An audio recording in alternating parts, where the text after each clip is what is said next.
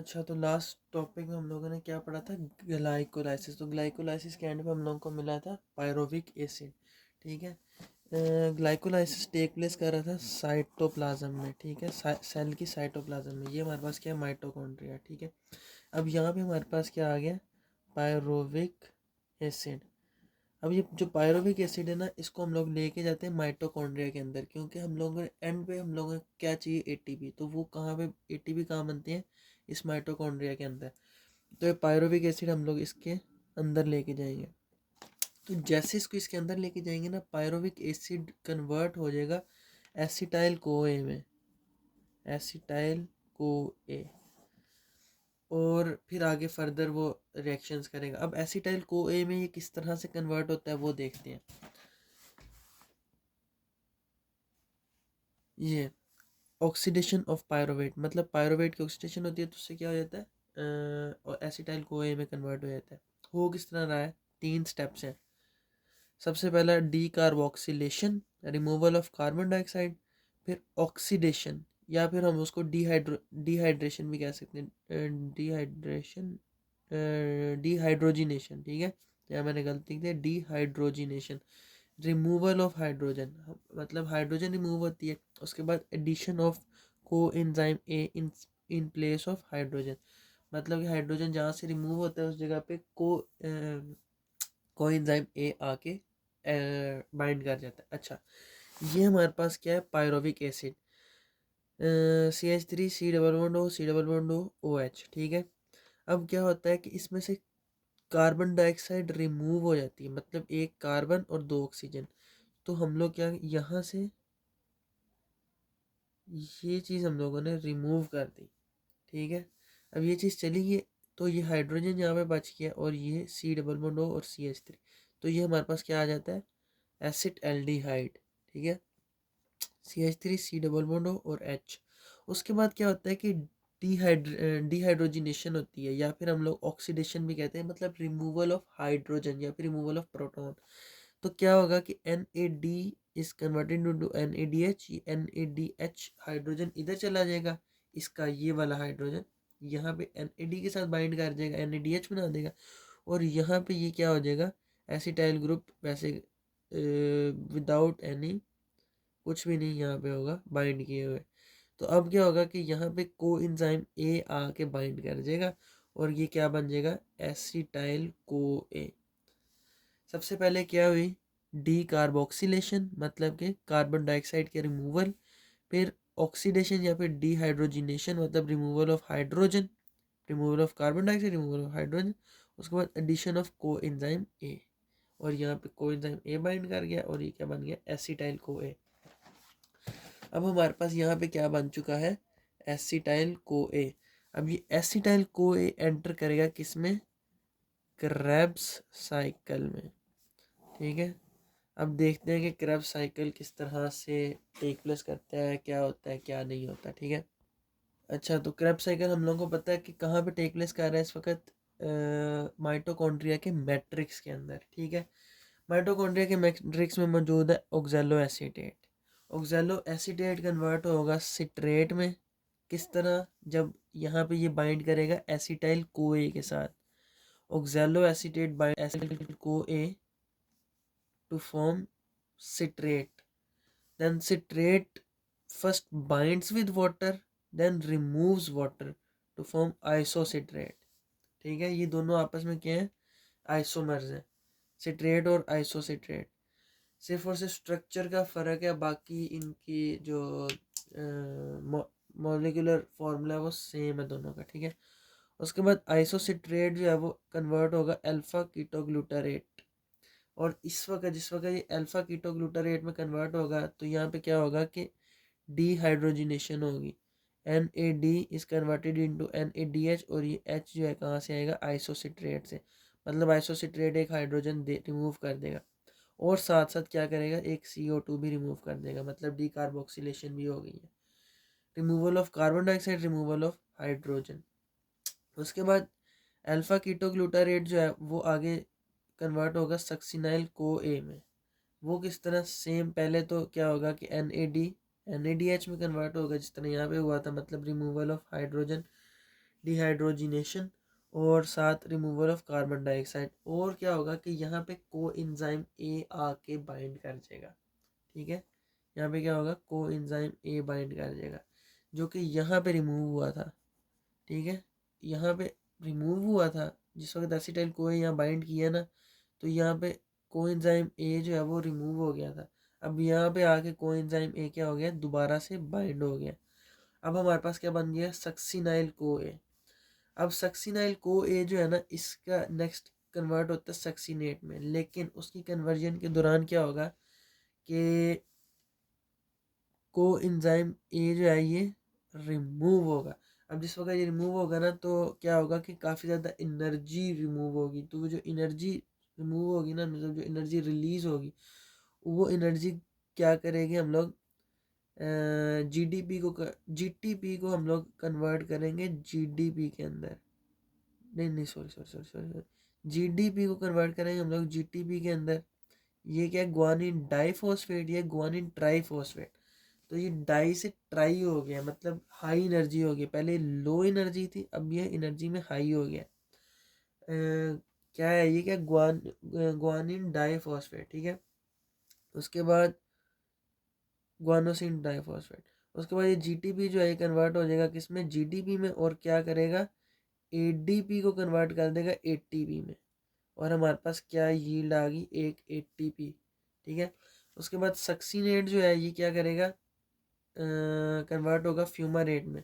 और इसकी कन्वर्जन के दौरान हम लोगों के पास क्या होगा कि F A D is converted into F A D H. यहाँ पे भी हाइड्रोजन आ रहा है, तो ये क्या, कौन सा प्रोसेस हो गया, डिहाइड्रोजिनेशन। उसके बाद fumarate converts into malate, addition of water हुई है सिर्फ और सिर्फ। उसके बाद malate converts into oxaloacetate, और इसमें भी क्या हुआ है, N A D converts into N A D H. तो यहाँ पे भी डिहाइड्रोजिनेशन हुई है।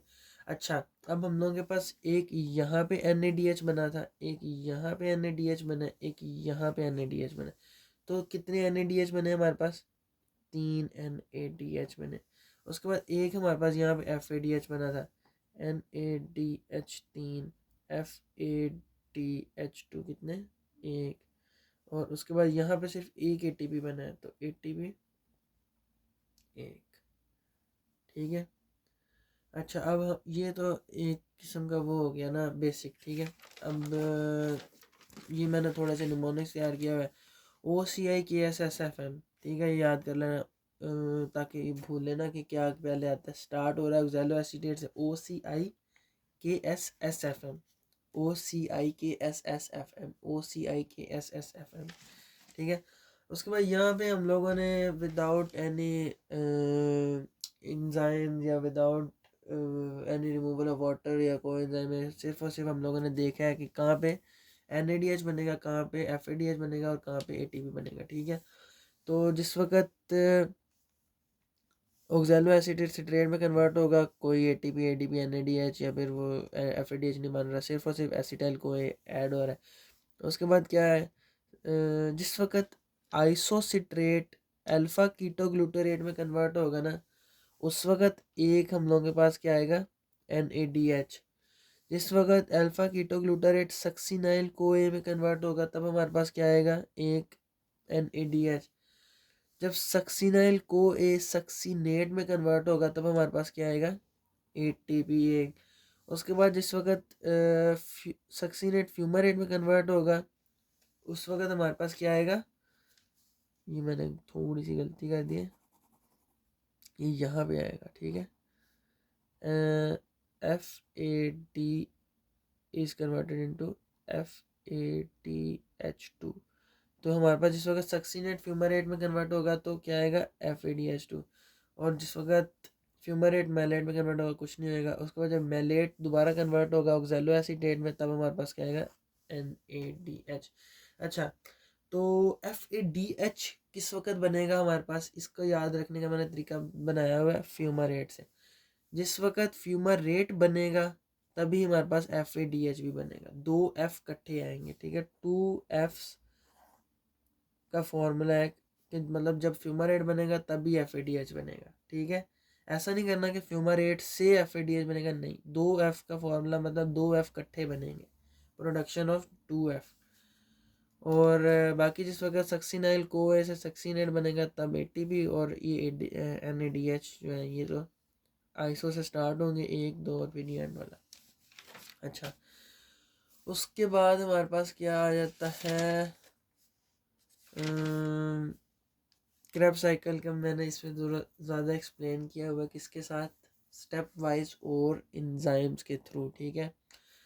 तो सबसे पहले क्या हो रहा है कि जी discovered by Krebs, sir Hans Krebs, उसके बाद also known as citric cycle, 8 को स्टेप्स हैं इसके। इसमें हम लोगों ने कार्बन भी डिस्कस किए हैं। सबसे पहले हमारे पास है oxalo acetate. Oxalo acetate convert हुआ सिट्रेट में जब यहाँ पे बाइंड किया एसिटाइल कोए। एसिटाइल कोए जो है इसमें 2 कार्बन होते हैं, ऑक्सैलो एसीटेट में 4 कार्बन होते हैं। टोटल सिट्रेट में कितने हो गए, 6 कार्बन, ठीक है। तो जो कोएंजाइम ए है ना ये रिमूव हो जाता है, ये देख रहे हो ना, ये आया और ये गया। एंजाइम कौन सा है, सिट्रेट सिंथेस।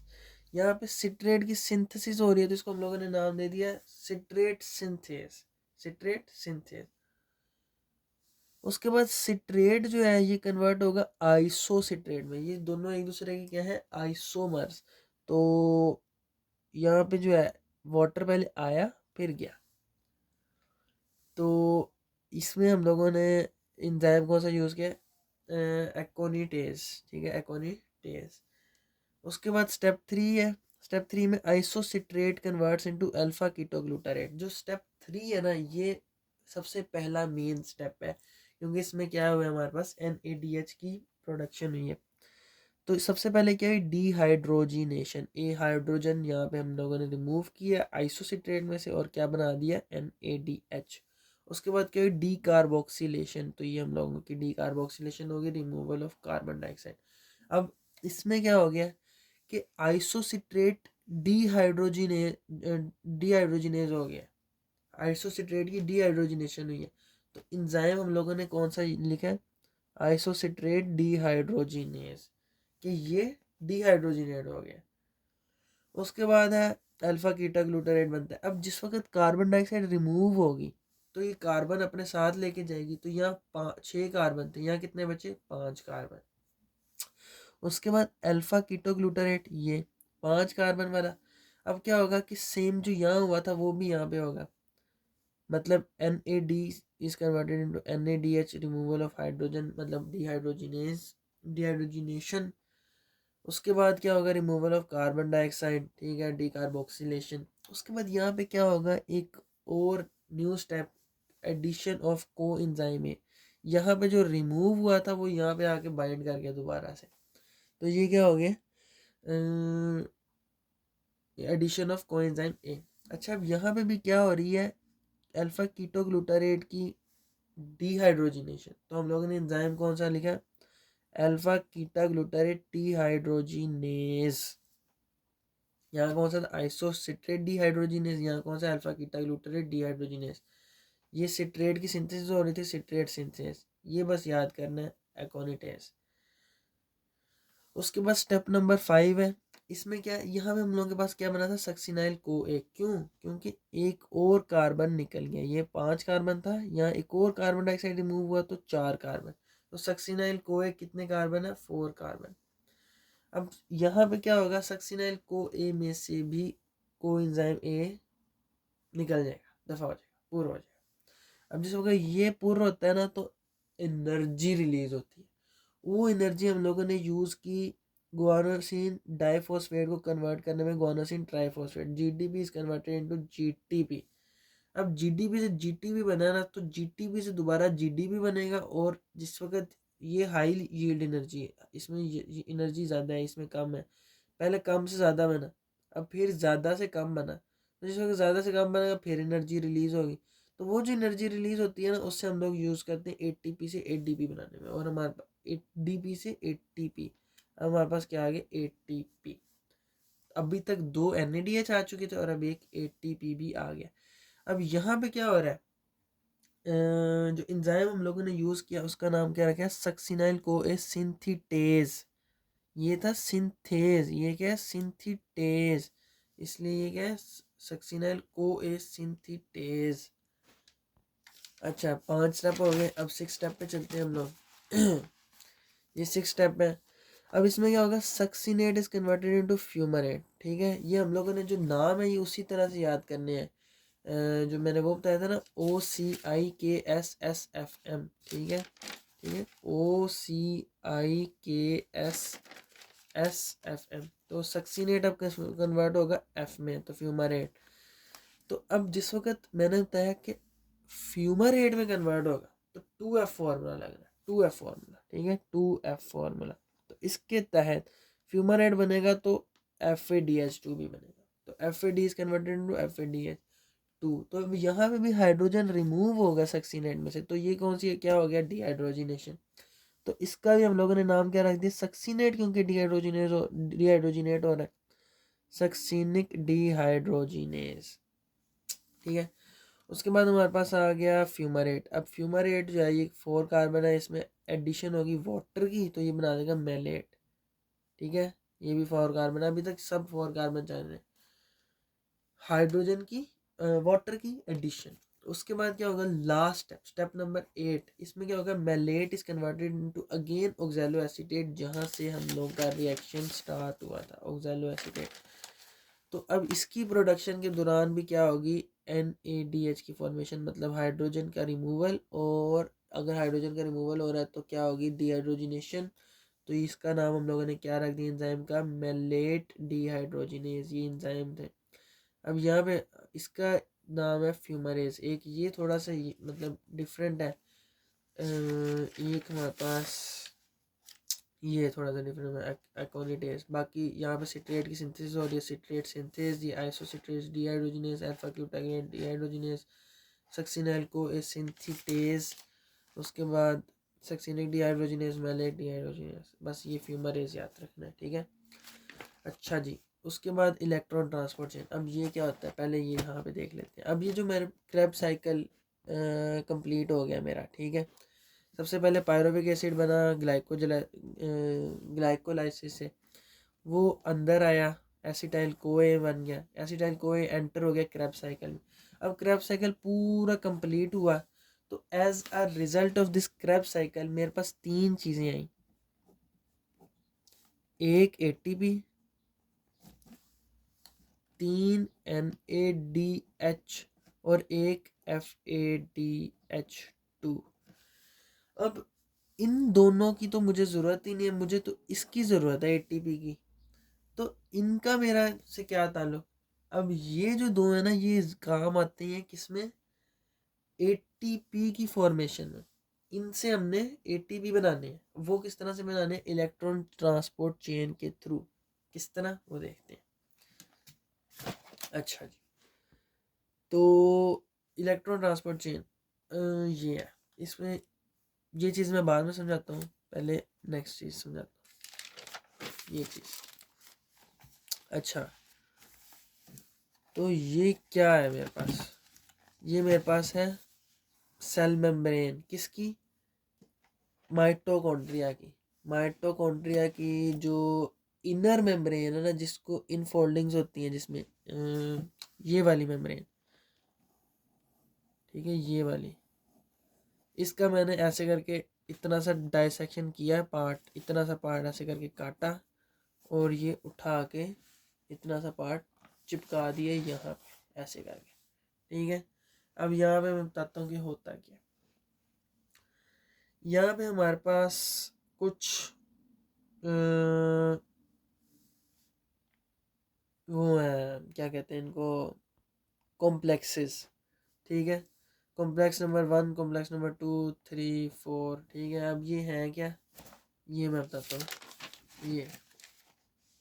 अच्छा, जो कॉम्प्लेक्स नंबर 1 है वो है NADH डिहाइड्रोजिनेस। डिहाइड्रोजिनेस मतलब कि NADH यहाँ पे आके क्या करेगा, अपना हाइड्रोजन रिमूव करेगा, तो एज अ रिजल्ट इलेक्ट्रॉन भी रिमूव होगा। ठीक है, अच्छा NADH यहाँ पे आएगा और कन्वर्ट हो जाएगा किस में, NAD में।